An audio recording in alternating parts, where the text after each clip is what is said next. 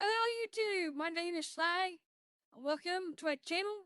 I hope you enjoy this reaction. Make sure to like, comment, and subscribe. Without further ado, here we go. Hello, opinion.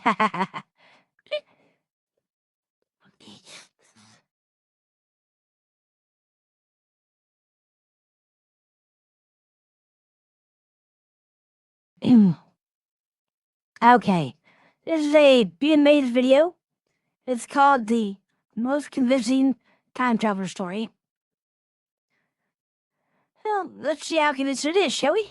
I've uncovered compelling evidence that back in 2006, a genuine time traveler Hi, appeared Bam, from how you all doing? the way back in the 1950s. And he's not the only one to claim such a miraculous feat. So start up your TARDIS and get ready for a mind-bending look at some of the most convincing and bizarre That's tales good. of time travel. Yeah, we're checking out The Most Convincing Time Travel Story by Be Amazed. Oh, it's pretty good. I could find.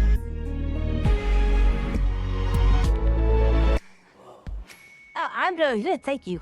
The Man from Kiev. Before we jump in, let me just set something straight. Time travel is 100% definitely possible. There, I Okay. said it. How do I know this? Well, according to Albert Einstein's theory of relativity, time and space are intrinsically linked, and the faster you travel, the slower you experience time. But don't take his word for it. Scientists tested the theory by putting one clock on a fast-moving airplane and another on the ground. After the plane completed a trip, they You know, that brings up the interesting little nugget of information I know. I heard a long time ago. Did you know that if you load up a rocket with just enough fuel to break the speed of light, it'll never reach that point? Because at some point you're going so slow, that last drop of gas needed to get past the speed of light, you'll never be able to use it. Or at least that's the way the saying goes, I heard. I just thought you guys might find it interesting. compared the two. The clock in the plane ended up slightly behind the one on the ground. Whoa. This doesn't mean we've got the technology to jump hundreds of years into the future right now, but it sure makes you think, doesn't it? And with that in mind, let me tell you the remarkable case of Sergei Ponomarenko. April 2006, in the Ukrainian city of Kiev, a man dressed in an old-timey outfit carrying a retro camera was spotted wandering the streets looking utterly confused. The mysterious stranger stumbled around for a while, seemingly in shock before bumping into a couple of police officers. Nervously, he asked them for directions, only the place he asked about no longer existed. Then he followed up with a question that would make their head spin. What year is it? He asked again and again. Growing tired of his incessant ramblings, the policeman arrested the strange man on the spot. Sometime later, our enigmatic gentleman was sat in police custody, being questioned. He identified himself as one Sergei Ponomarenko and claimed he was from the year 1958. What? Obviously, the cops didn't believe him. But then he handed him his ID and things got much, much weirder.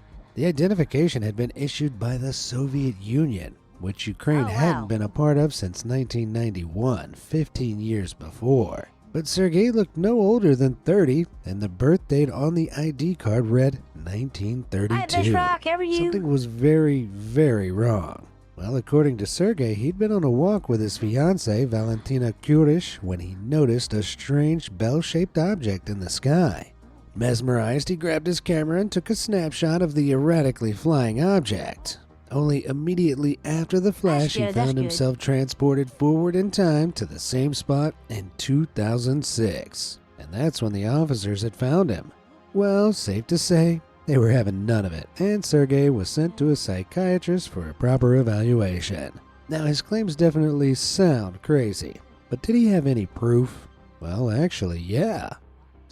Music producers, here's a quick tip to transform any sound or sample within That's Output no matter. Arcade. Yes, First, yes. find a sampler kit. Sergei's psychiatrist, Dr. Kutrikov, took his camera and called a photography expert in to see if there really were any photos of this strange bell-shaped object on there. First off, the camera itself was found to be totally authentic. I don't think they even make film for these kind of cameras anymore. Or even back in 2006, I don't think they still made film. So that's a very compelling story. You know, you got like documents that are dated properly for the story. You got histories that are proper. It's gonna be interesting. This is neat. Vintage. Secondly, the film inside was in near perfect condition, despite being so old that it couldn't easily be developed with contemporary technology. Indeed, it had gone out of production back in 1970. And when the Wow, guy that's did what fun. manage to develop the film, he was even more flabbergasted. The photos were indeed of Kiev in the 1950s. One showed Sergei posing in the same outfit he was arrested in, another with a young woman, and another of, there it was, the infamous Belle. Was I don't know, that is convincing. That is a really good story. I like that. Sergei telling the truth? Was he really a time traveler? To find out, Kucherkov brought him in for yet another interview. He slid the photos across the table and asked him to explain them. Sergei simply glanced at them and said, "See, I told you so." He went on to say that he had no idea what the strange bell-shaped UFO could have been or what happened to him. He simply reiterated that he took the photo, wound up in the future, and had literally no clue what was going on. Unable to get anything more out of him, the psychiatrist sent Sergei back to his room at the clinic, and well, that was it. He was never seen again. That's right, chucked you a curveball there, didn't I? Sergei was confirmed via CCTV to have returned to his room as normal, but once inside, he completely vanished. Seriously, the door wow. never opened again, yet bars on the window should have made escape impossible. Regardless, when he was next checked up on, he was gone. Man, a time traveler and a magician? What next? Well, if he is from the past, I hope he got back there safely. And not abducted by aliens. Well, now the police had a missing person case on their hands. In an effort to learn more about the mysterious character, they looked up old records from Soviet-era Ukraine. Lo and behold, there had been a Sergei Ponomarenko living in the country at the time, and he'd been declared missing. In 1960 rather than 1958, but the coincidence was still very spooky. At a dead end, but determined to find answers, the officers decided to look up Sergei's supposed fiancée, Valentina Kurish. Some hardcore sleuthing later, they couldn't believe their eyes when they eventually located just such a woman. It was time to pay her a visit. After knocking on the door, they watched with amazement as a 70-year-old woman answered. Could it really be her? She explained that her fiancé Sergei did go missing in 1958, but that he'd returned to her a few days later saying he'd seen into the future. It was her. Apparently, Sergei had become a bit of a local celebrity after his time jump, telling stories of future tech he spied during his trip. But he didn't stick around forever. He vanished again in the 1970s, this time never to return. Following this reveal, Valentina provided the investigators with some new photos, one of which supposedly showed Sergei stood in Kiev in the year 2050. Check out the skyline. That's Oh, yeah, I think you were talking about Venom. I think I seen that too. Maybe I'll cover that here. Who knows? Maybe that strange object or UFO gave him some kind of weird power to jump around like that. But it's a pretty convincing story, though. I like it. way more advanced than it is in Very present entertaining, day. if nothing else. Man, this guy sure got around. Was that where he went when he disappeared for good? If so, how did Valentina get hold of the photo? Or did he time travel more than twice? How had he even time traveled in the first place? Where was he now? He could literally be anywhere, hundreds or even thousands of years into the future. Oh, my head hurts. So the That's such a good story. I like it. mystery was never solved, Sergei was never seen again, and the story became legendary. So legendary that it was even featured on a Ukrainian TV show named Aliens, where the events were recreated. That's where that CCTV footage came from. But that leaves us with a question.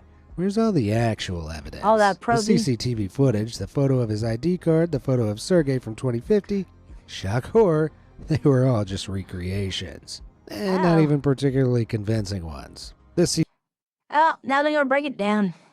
It was a good story, though. I'll give it that. I like the story, if nothing else. CCTV feed displays the date Wednesday, 23rd April 2006, but if you check that date, it was actually a Sunday.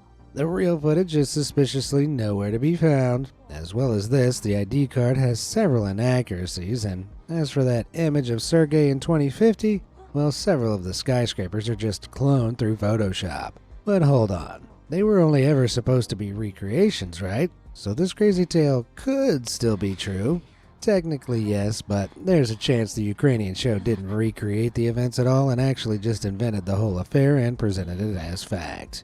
They're not exactly the most reputable source, and any real evidence for the story is yet to show up. It's all smoke and mirrors, and in all honesty though, we just don't know. Maybe we never will. But what do you think? Right. Is this the single most convincing time travel story ever? Or is it just an urban legend blown way out of proportion? Let me know in the comments below.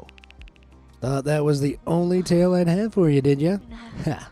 Get a load of this. A wartime wonder. In 1935, a British air marshal named Sir Robert Victor Goddard, Right. yes, that is a real photo of him this time, was out on a routine flying mission. But it would wind up being anything but routine. See, Goddard was traveling from Scotland back to his home base in Andover, England, and while soaring back home, he flew over a derelict airbase near Drem. This once bustling military station had long ago been converted into farmland and was now overgrown and largely abandoned.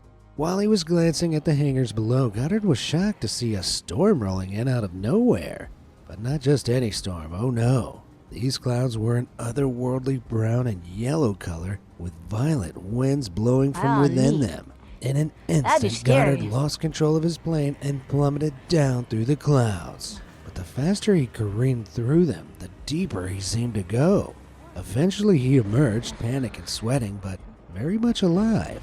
Managing to wrestle back control of the plane, he found himself face to face once again with the airbase. Only this time, things were a little different. It wasn't so abandoned. What? In fact, far from... Yeah, I've heard of stories like this before. About planes disappearing and reappearing. Especially back at the time when the planes didn't have all those transponders and whatnot. But I've heard stories of like old planes just showing up out of nowhere, landing. But then again, that defy orders, you take off again and fly off to nowhere to be seen. From the derelict field he'd seen before, there now was a fully functioning airbase bursting with activity and workers assembling strange planes that Goddard had never seen before. The planes were yellow, not the color of RAF planes, and the pilots wore blue overalls rather than the standard issue brown. Where had he gone? When had he gone?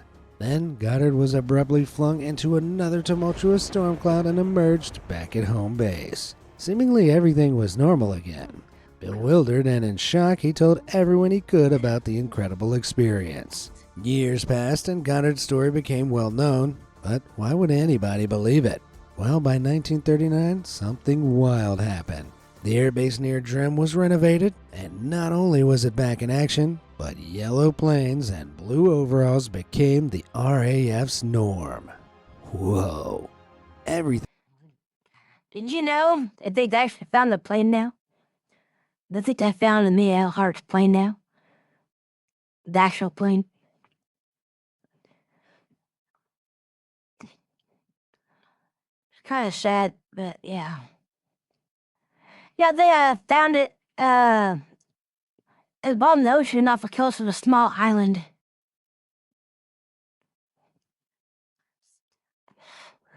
It's sad. But what if she died in a crash or, yeah. You haven't heard that, Venom? It was just relatively recent. Now, it was in the oceans, so if there was bodies, the fish would have ate them up anyway. So...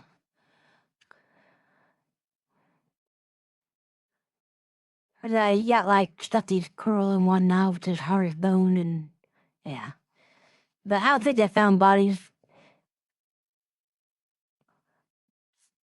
Oh yeah, just an interesting tidbit of information. that Goddard saw came true. Give me 1 second. So back There in we go. 1935, had he briefly jumped forward in time? The pilot himself claims he must have flown through a time slip, which is kind of like a blip in space-time that can send you to another point in history. If that sounds unbelievable, it's because it is. And many people reckon he was either hallucinating or made the whole thing up for attention. But me, I'm not too sure. It's doubtful an RAF pilot would make silly things up like that, let alone one as celebrated and respected as Victor Goddard. A random hallucination seems equally unlikely, and how do you explain what he saw actually coming true? Simple coincidence? Goddard went on to become a firm believer in the paranormal, and he even wound up writing books on the subject. I have to say, whether what he saw was real or not, I do believe he at least thought it was. Now, I can't guarantee I'll be I able agree to with help that. you time travel, but I can guarantee you a good time. Why not drop a like and subscribe to the channel today? That way you'll never miss out on another crazy video just like this one. All done? Awesome. Let's dive back in. The Time Authority. Now, there's been The a Time whole host of Authority. people who have claimed to be the very first time traveler captured on film. But this next guy, known under the pseudonym as Dziga Vertov, has actually developed a following of true believers. In a YouTube interview from 2014, he shared his story. Okay. So how long, just give me a general sense, is your future from now? Oh, definitely they knew she landed on a small island somewhere, or trying to land. Because I think that was one of her refueling stops, I believe. But, something went wrong with navigation and whatnot. They don't really know exactly what happened. Just that she never made it. I think her co-pilot too. So, it's a sad story. But the time also, I think, was right around wartime, I believe. I could be mistaken about that. The timeline's a little fuzzy in my head on the minute heart. I'm from the 30th, but that's all I'm going to tell you. I'm operating a little bit under the radar here because there are plenty of people who don't approve of fraternizing with historic citizens. By the 30th, he's referring to the century he's from, so around the year 3000. Unfortunately, he doesn't confirm if they live underwater, but goes on to say he concealed his identity during the interview to keep off the radar of an organization called the Time Authority. Now stick with me here. According to Vertov, the Time Authority is incredibly powerful and works to ensure time travelers and ordinary people don't change the set path of history. To achieve this, they can wipe your memory or even trap you in a perpetual cell while a clone is sent out to replace you. Yeesh. That's creepy. So, if he can be believed, Vertov risked a lot to do the interview. But why? Well, it wasn't for anything positive, that's for sure. It came with a warning. Your children and great-grandchildren will certainly see catastrophe. Ah, nice. Apparently, in the near future, society will collapse and money will cease to exist. However, Vertov also assured us that eventually we'll rebuild and learn how to harness limitless resources. Oh, okay then. that's nice. The interviewer was understandably skeptical of these claims, especially when our future friend refused to offer any proof. Vertov didn't exactly take this skepticism well, though, and stormed off set, never to be seen again. Did he jump back into his time machine and decide the past wasn't worth revisiting? We may never know. But you only have to glance at the comments to see how many people are certain he was the genuine article. I'll be honest, I'm skeptical. Without proof, it's hard to believe anything this man said, but then again, would bringing proof have altered the timeline and angered the so-called Time Authority? Perhaps. I'm more interested in why his language and pattern of speech doesn't appear to be any different to ours despite living 10 centuries in the future. Yeah, jury's out on this one. A very That's the interesting point you made. Yeah, I knew it was right around wartime, man. I just wasn't sure exactly when. Thank you for that. But that was an interesting point, because I read, they used to have a book, a whole bunch of little sci-fi short stories. And in one of them, they had a soldier that come back from the future.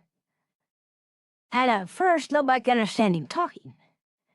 Until they took like a tape recorder and slowed it down. Apparently, he was talking too fast for, what we consider modern humans to understand. It kind of reminded me of that story. Pretty neat little story. Long nap. Ever heard a story of a coma patient waking up and being amazed by how much the world has changed? Well, as crazy as it must be to wake up 20 years later, Paul Amadeus Dynock can one-up that feat. In 1921, he fell into a coma only to wake up in the year 3906. Holy cow, how's that for time travel? Right, so a little background. Dynock was a Swiss teacher born in 1884. He fell madly in love with a woman who ended up leaving him for a rich man, sending him into a deep depression. Then in 1917, he was diagnosed with encephalitis lethargica, the sleeping disease. Man, can this guy catch a break? Because of the disease, he found himself randomly falling unconscious for long periods of time, culminating in the infamous coma of 1921. This time, when Dynock awoke, he was in a hospital, but one completely unlike the Zurich hospital he'd been comatose in. And the location wasn't the only thing that had changed. He was in a completely different body. Dynock found himself inhabiting the form of a physicist named Andreas Northam, who was recovering from an accident. Dynock and Northam's body couldn't understand the language that the hospital staff spoke, but could see past events through Northam's memories. Because of this, he learned that he was in the year 3906 and that after our time, violence, poverty, and overpopulation had crippled humanity to the point a catastrophic nuclear war had broken out. But it got better. In the aftermath, our species rebuilt under a new world government, one with true equality and prosperity. Then it got really weird. Strange spiritual entities visited Earth and brought enlightenment to humanity. Humans even learned how to control the chemicals in our bodies. Sounds pretty fantastical, but we are talking almost 2,000 years into the future here. It's safe to say that after centuries of turmoil, the world of 3906 was essentially a utopia. Heck, people only worked for 2 years and then retired. Think of all the free time I'd have to Morse dance. While living in the future, Dynock fell in love with a woman who he believed was the reincarnation of his lost love. But it wasn't to last forever. Finally, after a year of utopia, he suddenly awoke back in the year 1922. That must have been a culture shock. Being an intellectual, Dynock didn't tell anybody about his experience for fear of being called crazy. So how did we ever find out? Well, after he awoke, he wrote all of his experiences down in a diary, then moved to Greece and started teaching there.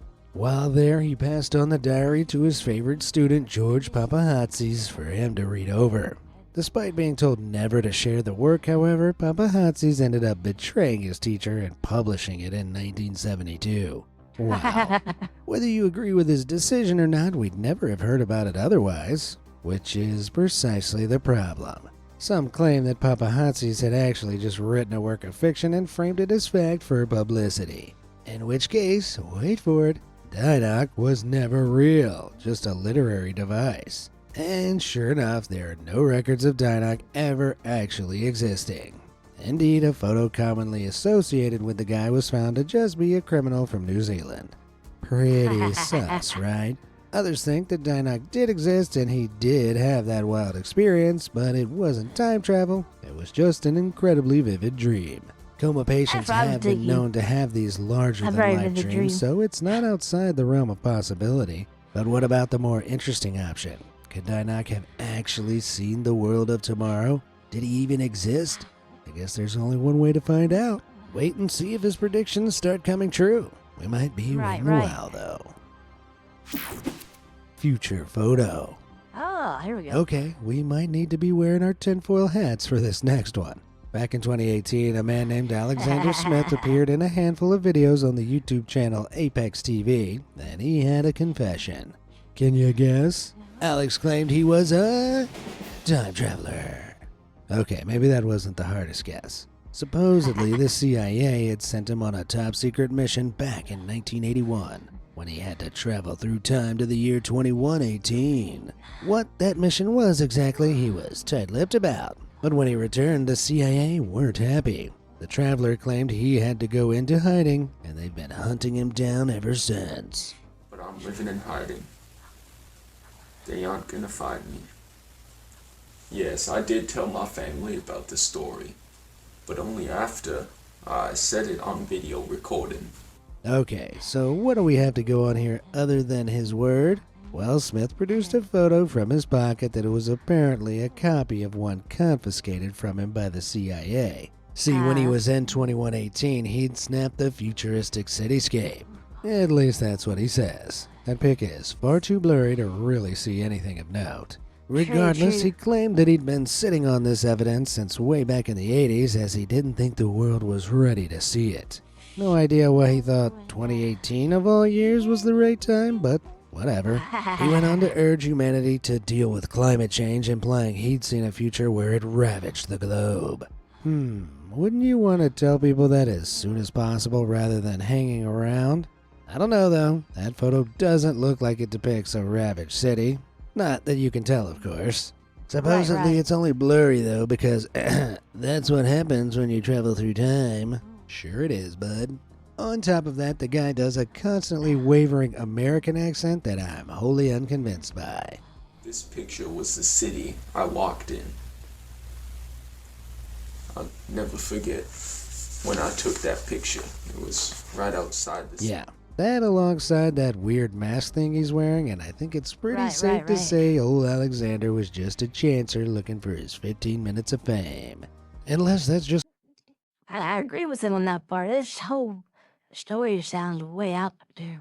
Too outrageous. what happens to your face when you travel through time, of course. Sorry, but I just had to include this for the sheer hilarity of it. Buskill Man, away! Sinkhole. If you thought time traveling through your dreams was wacky, buckle your seatbelts. In a 2006 documentary, a Swedish fella named Håkan Nordqvist regaled the world with his own insane time travel experience. Supposedly, one day he'd noticed a leak underneath his sink, so he promptly grabbed his tools and got to work. As he reached in to fix it, however, he was confused to find the back of the sink seemed to move away from him, as if by magic. Further and further he reached until he realized he'd have to crawl under it to get to the leaky spot. I think at that point, I'd be calling in professionals. If my sink did that, I'd be like, nope, I ain't going nowhere near that. Command the car, see if that photo came from Venom? Could be, or something similar. Like you said, that photo was way too fuzzy to really tell anything. So down he went, but suddenly a blinding white light erupted from out of nowhere and rapidly engulfed him. When it faded away, Håkan wasn't in the kitchen anymore. Our guy was now outside and somebody was standing in front of him. Someone he recognized. With a lurch in his stomach, Håkan realized he was staring at That makes sense, himself. then. Only an older version. This other him was delighted to see his former self, and although young Håkan was incredibly confused, the duo quickly got to chatting. Knowing nobody would believe him, the younger man took his cell phone out and filmed the interaction.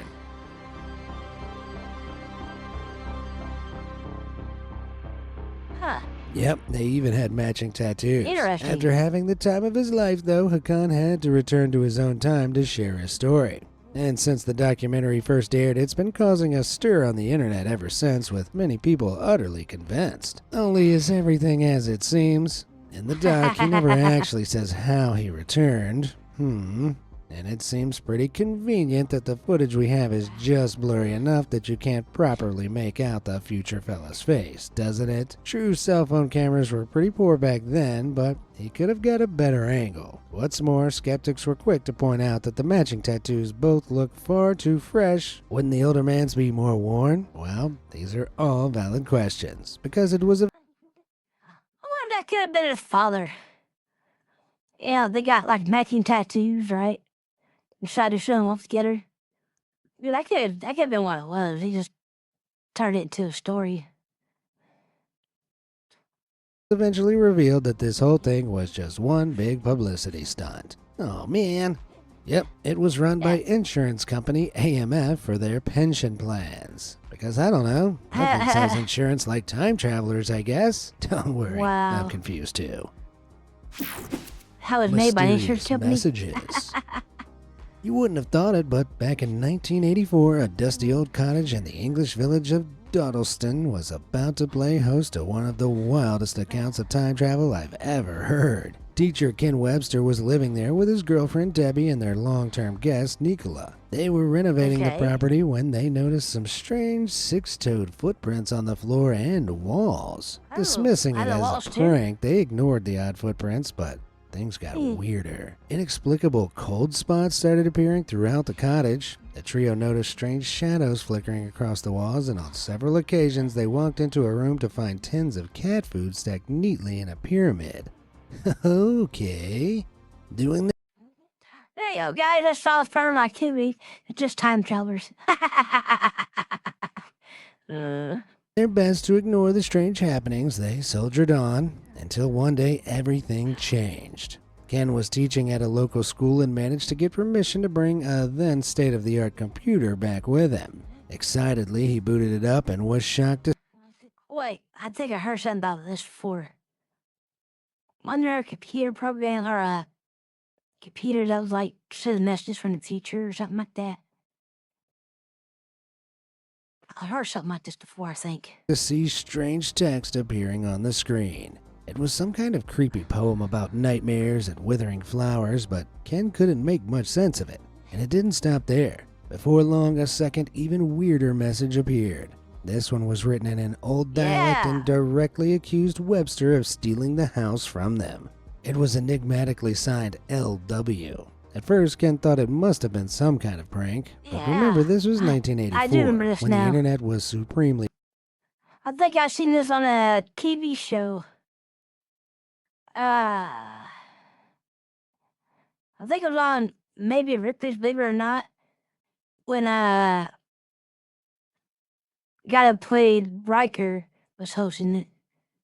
I think that's a show I fell on, so don't quote me on that. I could be mistaken. But I know I've seen it on an old TV show once. primitive, and Ken's computer wasn't connected to any network, so it couldn't have been. On a whim, Ken tentatively typed a message to LW back, and incredibly, he got a response. And another. And another. Slowly, surely, LW and Ken got to know each other. LW was actually called Lucas, and he claimed to be living in the 1500s, which explains the dialect, on the same plot of land that Ken's cottage now occupied. It was Lucas that had been causing the weird activity before through some kind of time slip in order to try and get Ken's attention. What's more, Lucas eventually revealed that he'd also been talking to a mysterious third party who claimed to be from the year 2109. Okay, now my head's spinning. This man from the future had apparently traveled to the past and brought Lucas a Limsboisty, which translates to box of lights. Could this be the computer he was using to communicate with Ken? To confuse matters further, Lucas then admitted his real name was actually Thomas, and he'd been going under a moniker because the man from 2109 had ordered him to. Jeez, still following? Then give yourself a pat on the back. Eventually, the man from 2109 joined the conversation as well and told Ken that he and Thomas were part of a secret experiment that would change the course of history. Okay. By revealing his real name, however, Thomas had potentially ruined the grand plan. What that plan was, we may never know. In his final correspondence, Thomas told Ken he'd been accused of witchcraft and was being forced from his land.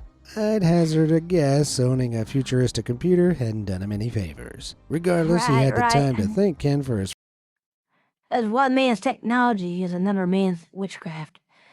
It's usually how it goes, right? It's like stuff we take for granted, like electric lights and all that stuff. Take that back to medieval times and that'd be magic to them. friendship and promised to write a book on the events before stashing it somewhere for him to find later. 2109 confirmed that one day the book would indeed be discovered before vanishing shortly afterwards, never to return. Ugh, that's super creepy and convoluted. But is there any truth to it? The whole thing sounds like a load of baloney, right? Well, the account of events is from Ken himself, who wrote a book about it called The Vertical Plane. Ken definitely profited from this, so there'd certainly be motive to fake it. But upon analyzing the messages from Thomas, English teacher Peter Trender concluded the vocabulary used was authentic to 1540s Cheshire and that they were therefore 100% genuine. Other academics have disagreed with this, pointing out various inconsistencies with the language that may point to it being a hoax. Despite this, we can never truly know and can remain steadfast that many of the messages came through when nobody was in the house to be able to fake them. Thomas's promised book, however, remains unfound. I'm on the fence with this one. I want it to be real, I really do, but until we get some more concrete proof, I'll leave it up to you to decide. And with that, I've had about all the timey-wimey tales I can take. Alright, that was a good video. Very interesting video. Very entertaining video.